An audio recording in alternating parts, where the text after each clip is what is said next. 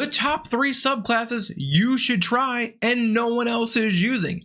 These subclasses are powerful, they're fun to use, they have great mechanics, but they just don't get picked. So I urge you to play these at least in a one shot. So let's get on with it. The Wild Magic Barbarian is freaking sweet. So in a nutshell, at level 3, you get your bread and butter. It's all right here. You rage, you roll on the Wild Magic table for this barbarian, because there's other tables, I know.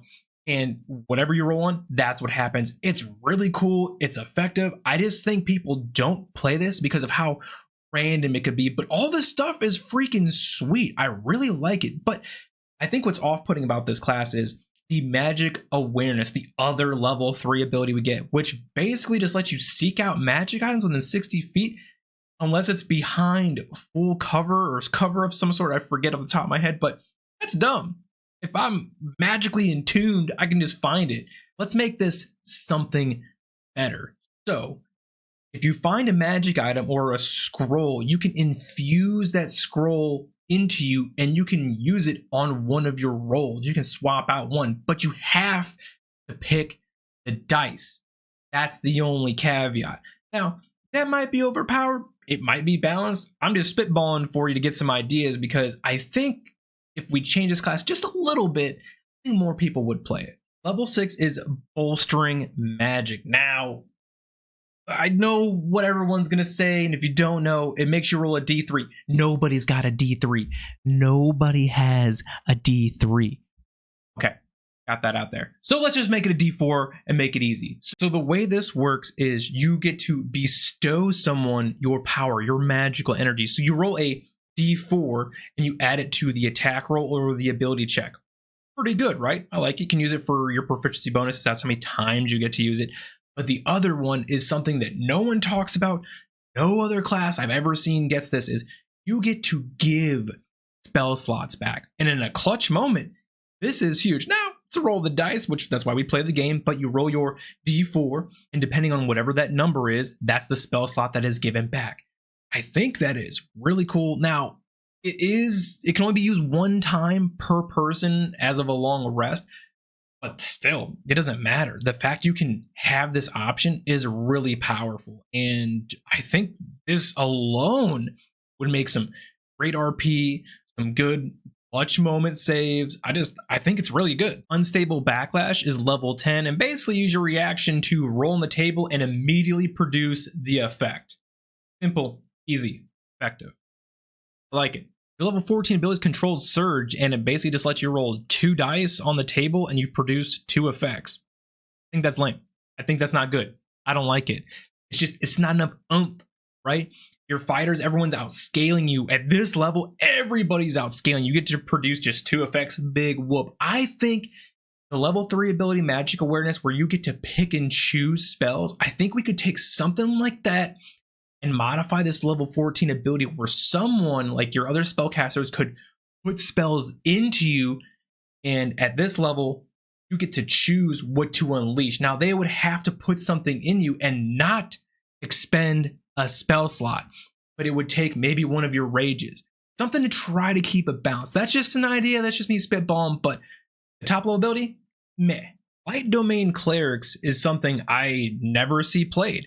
And I think just because it says Light Domain, this is not the Light Domain Cleric, okay? Let me just put that out there. They should be called the Fire Domain, the Burning Ember Domain, because of the spell list they get, guys. Oh my gosh!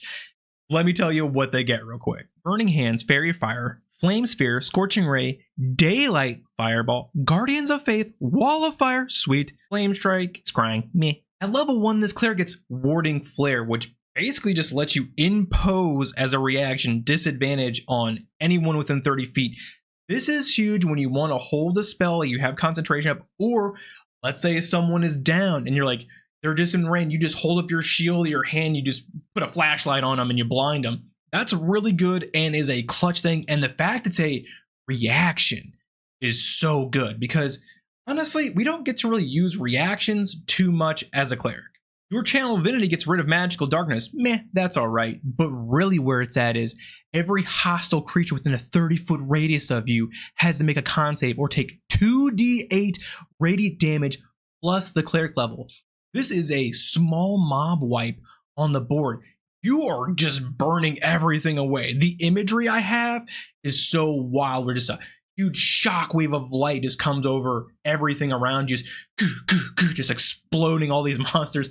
I think it's really cool. It's really effective. You get a free AoE clear. Love it.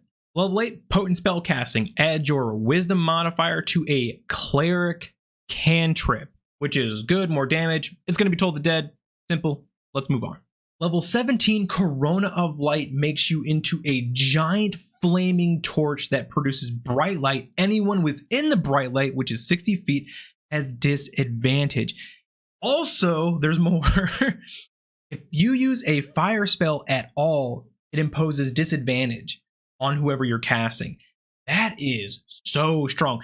Take Elemental Adept Fire, and you are just this fire flamethrower thing of just doom, burning everything to the ground. Light Domain Cleric is not the right name for this. Let me know if this should be changed into something else. The Fathomless Warlock. I know everyone's like, it's only for seafaring adventures and only for water type and stuff and blah, blah, blah. No, you use it however you want.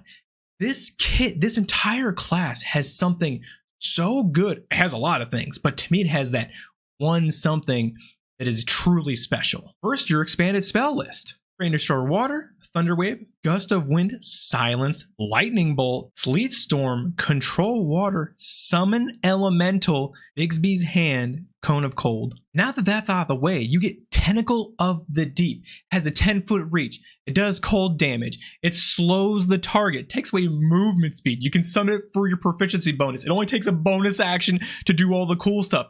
This is a better spiritual weapon, guys.